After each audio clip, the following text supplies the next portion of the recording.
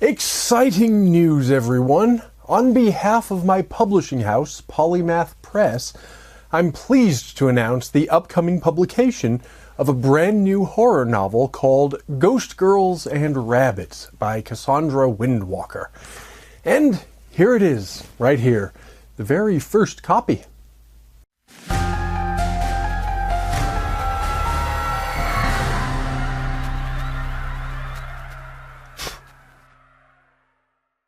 If you've been around this channel for a while, you know I spend a lot of my time talking about anything and everything to do with the horror genre.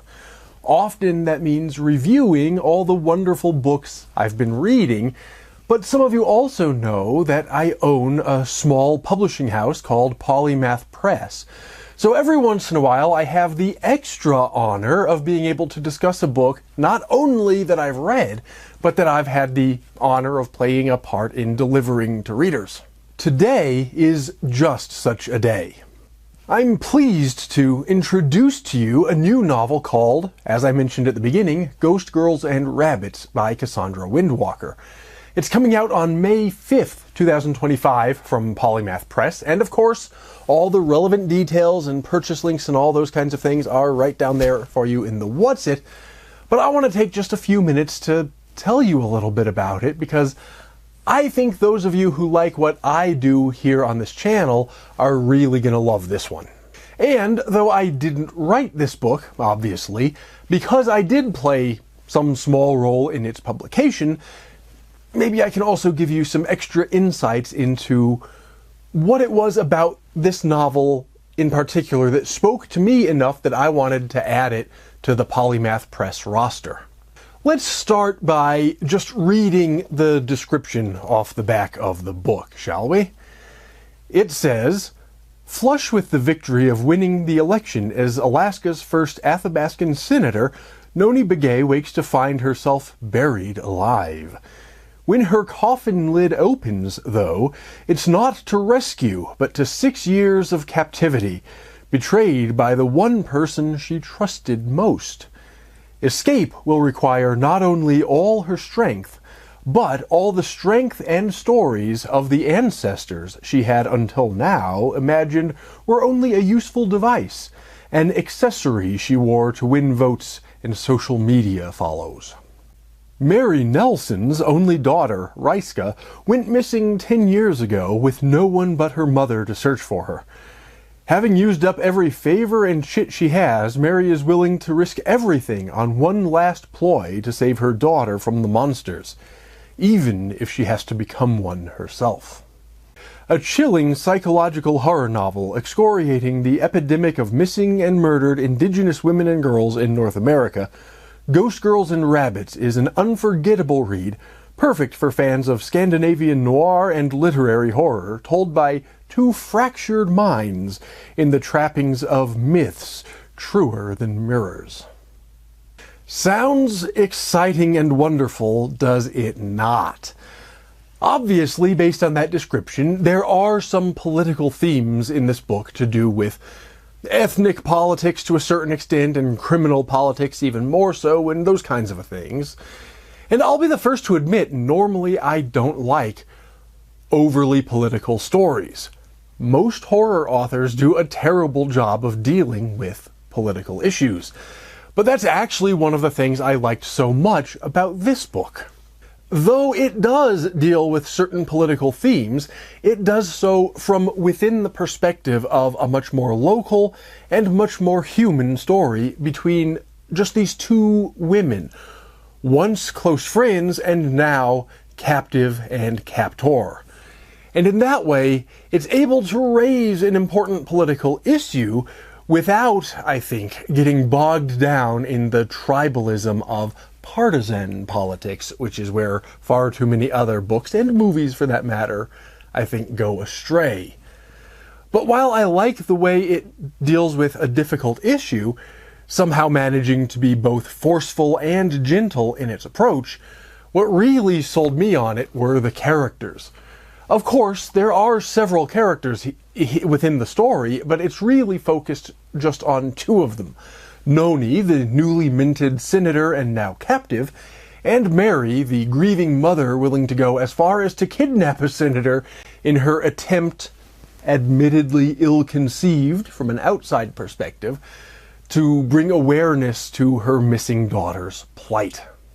The novel's structure really lends itself to getting a deep perspective on both of these characters.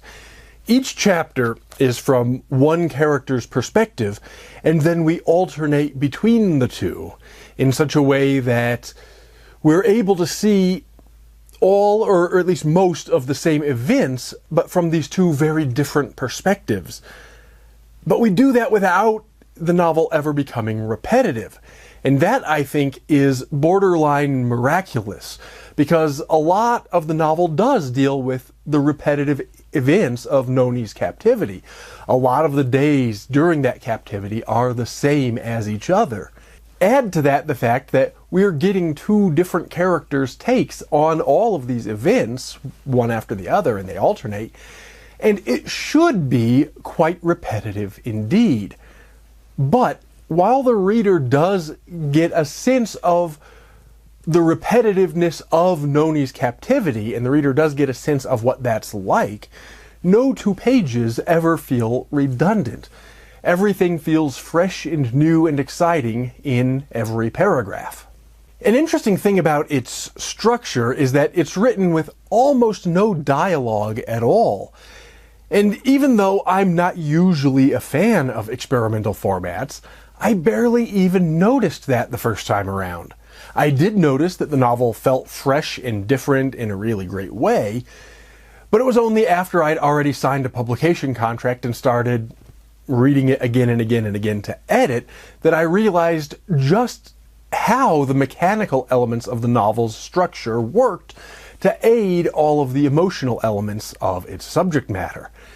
And I think that's the hallmark of a great novel, when its format and structure are invisible to the reader's conscious mind, but nevertheless work to create a deep and rich experience for the reader.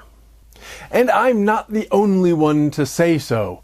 Elizabeth de Vecchi, author of A Whisper in the Dark, pointed out how the novel, and I'm quoting here, draws you into a mystical tangle of anguish and devotion, weaving its way into your heart as you travel alongside the women it portrays, heartbroken yet hopeful, ensnared yet compassionate. And Lindy Ryan, nominated for not one but two of this year's Bram Stoker Awards, and some of whose other works I've previously reviewed elsewhere on this channel, called it, and again I'm quoting here, brutally silent and unflinchingly loud. I think those are really apt descriptions. This is a brutal novel in many ways. Its horror is unrelenting, but it's not the sort that's got gore on every page.